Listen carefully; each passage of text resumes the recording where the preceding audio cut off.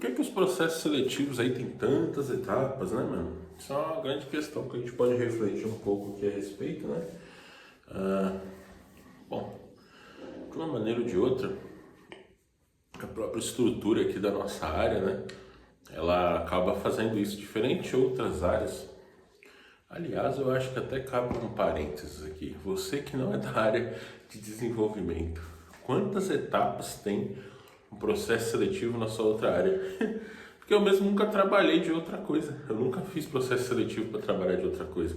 Minha vida toda eu só participei de processo seletivo de emprego para programador. Então eu não sei, mano. Sei lá, para ser um pedreiro, para ser um pintor, um eletricista, um mecânico, sei lá, qualquer profissão, um contador. Como é que será que é o processo seletivo para ser contador, né? Porque os únicos empregos que eu tive na minha vida foram nessa área de programação. As formas que eu ganhei dinheiro sem ser programação também não envolviam um processo seletivo, né?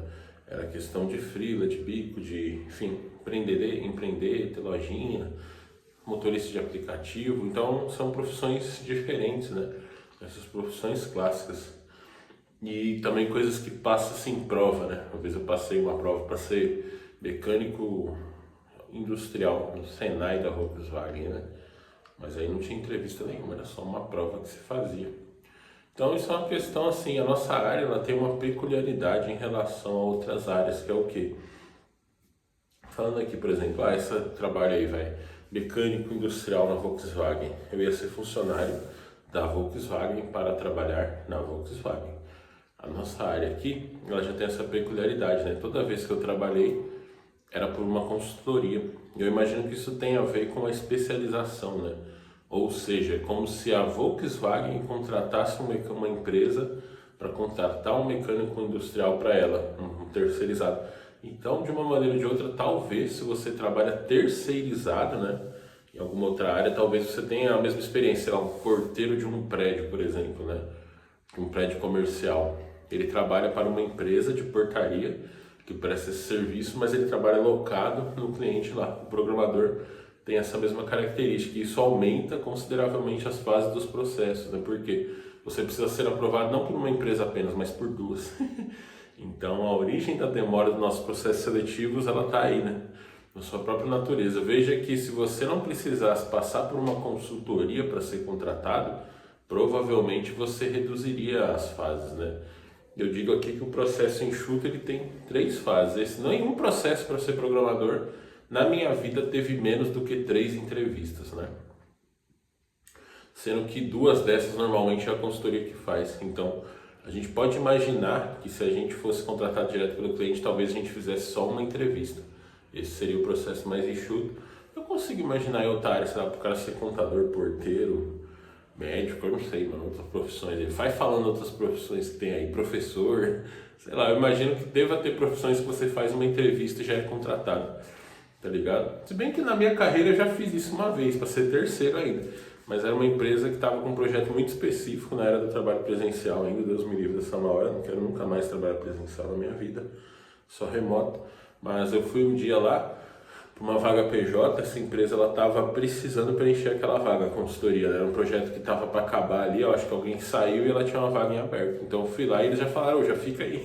Eu fui ter uma entrevista só e já comecei a trabalhar. Teve esse processo, mas foi uma coisa totalmente atípica, né? Era um projeto temporário também, e tinha acho que, não lembro se era 2 ou 3 meses de contrato ainda na consultoria, ela precisava preencher aquela vaga lá. Era tipo assim, aquelas alocações de, eu tenho 3 vagas de desenvolvedores nessa empresa aqui. Então se um cara sai eu tenho que repor, se eu não tenho ninguém para repor eu pego o primeiro e jogo para dentro ali. Pra ele já ficar lá e de fato era só pra não fazer muita coisa lá não, tá certo? Era assim, o sistema já tinha acabado, já estava implantado. Tinha 3 meses de contrato ainda, então eu corrigia uns bugzinhos, fazia umas besteirinhas, fazia umas documentações, eu trabalho bem assim, ó. Eu trabalho bem tranquilo esse aí. É fácil de entrar, fácil de fazer, só era difícil chegar lá todo dia, porque ficava numa região péssima de São Paulo de localização, né? E era trabalho presencial também. Mas então essa estrutura, né? O fato de você ser contratado por 2 empresas faz uma grande diferença. Você só percebe isso quando você entra numa consultoria de fato, que é uma empresa que realmente é uma consultoria. Porque você tem a consultoria que te contrata e te joga lá no cliente para você trabalhar, e você tem consultorias que te contratam e te tratam como um consultor, e aí ela vai procurar clientes para você, tá ligado? Então, nesse segundo cenário, né, bastaria você ser aprovado para entrar na consultoria. Nos bons tempos da nossa área, quando a economia estava boa, tinha vaga de sobra, faltava profissional, era assim que as consultorias trabalhavam. Elas contratavam você e punha para dentro. Aí depois que ela ia achar um projeto para você, tá ligado? Às vezes ela pagava você para ficar estudando, literalmente. Então, só que aí o que acontecia? Dentro da consultoria você ainda fazia entrevistas com o cliente. Então a empresa já estava te pagando, você já estava contratado, já está recebendo salário todo mês, mas você não está trabalhando ainda no projeto de fato, você está só fazendo entrevistas, né, para vários clientes. E aí é uma situação que não dói, né? O que dói é fazer esse monte de entrevista de graça, igual a gente acaba fazendo no mercado, né? Porque você não tem emprego, você está procurando emprego, aí vem uma ligação do RH, o RH manda uma mensagem para você, marca uma call com você, conversa com você, explica o que é a consultoria, tal, beleza, aí depois marca uma outra call com uma outra pessoa dessa consultoria, normalmente uma pessoa técnica que está ali atarefada com as suas entregas para fazer, e ela te faz as perguntas técnicas lá, ela te aprovando, você vai falar com o cliente, né? Aí o cliente é um gestor que vai te explicar o projeto, vai te fazer mais perguntas técnicas, aí você está aprovado. Veja que um processo de 3 etapas, você precisa sincronizar a sua agenda e a agenda do entrevistador 3 vezes. Então esse processo nunca vai demorar menos de uma semana, tá ligado? Diferente dessa que eu fui lá, fiz uma entrevista e já comecei a trabalhar. Gastei pouquíssimo tempo. Agora para você fazer 3 entrevistas demora. E isso ainda estou falando de um negócio enxuto, né? Eu não sei, mas eu acho que o processo que eu fui contratado e que eu fiz mais entrevistas, mais de 10 entrevistas. Porque o que acontece? Como o mercado está desfavorável para nós, está sobrando profissional e está assim para as empresas, né? Então o que acontece? Eu fui aprovado para a consultoria, fiz essas 2 entrevistas aqui. Nos bons tempos eu já iria para dentro da empresa, ficaria lá dentro até eles acharem um cliente. Agora, como tem muita gente no mercado, você faz essas 2 entrevistas, aí ele vai te mandar num cliente, esse cliente não gosta. Aí manda no outro, o cliente faz 3 entrevistas com você, faz uma técnica, 2 com o gerente, não gostei. Aí manda pro outro, não sei o que. Quando você vai ver, você está fazendo 10, 15, 20 entrevistas dentro do mesmo processo, mas por causa dessa estrutura. Você já foi contratado, assim, vamos dizer, entre aspas, por uma empresa, você foi aprovado nela, mas ela precisa te aprovar num cliente para daí te alocar e só aí você começar a receber. Então esse processo ele vai ficando cada vez mais longo, né? Claro que tudo isso nasce da nossa hiperespecialização, né? Tipo assim, mano, e tem isso, é a hiperespecialização que é o que acaba gerando esse mercado nosso aí, que ele é terceirizado, né? Então, mano, não é a própria empresa que faz o recrutamento dela, ela contrata a consultoria para fazer esse recrutamento. Só que ela não confia 100% na consultoria, ao ponto de, tipo assim, a consultoria aprovou, entra para trabalhar. Não, ela ainda precisa te avaliar também, tá ligado? Teve um processo aí que eu participei ao longo desse tempo aí, né? Mano, sem brincadeira, pra entrar na consultoria eu tive que fazer um teste super difícil, tá ligado? Mega difícil, não sei o que. Entrei, começar a receber, não. Aí eu vou começar a apresentar pra cliente. Até hoje os caras estão mandando cliente, eu não quero conversar com esse cliente aqui, não. Aí eu fico bobo lá, falando com os indianos, falando com o americano. É bom pra treinar o inglês, você treina o inglês de graça. Mas trabalhar que é bom. Receber dinheiro que é bom nada, né? Você só fica fazendo entrevista. O cliente gostou de você, 3 etapas, some, aí vem outra, agora tem outro cliente. Né? Pô, é um puta saco, né? Mas faz parte, né? Dessa tendência da nossa profissão de se tornar freelancers, né? Tem uma pesquisa sobre isso.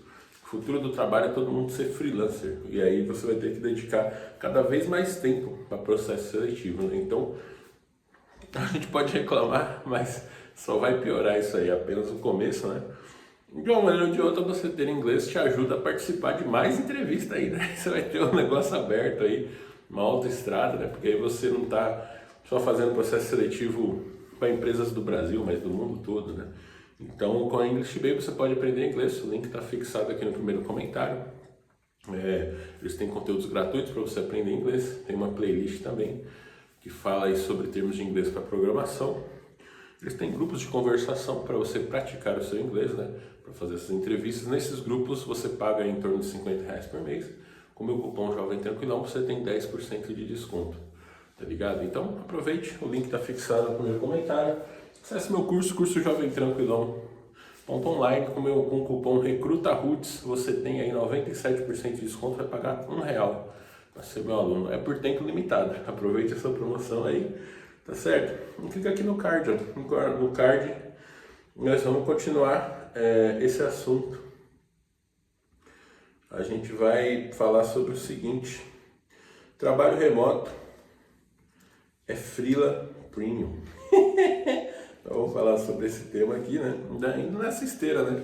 Porque o freela, ele é assim, né? O freela, a própria atividade empreendedora, tem essas fases onde você está prospectando cliente. A gente não faz mais entrevista, tá, na nossa área. O que a gente faz?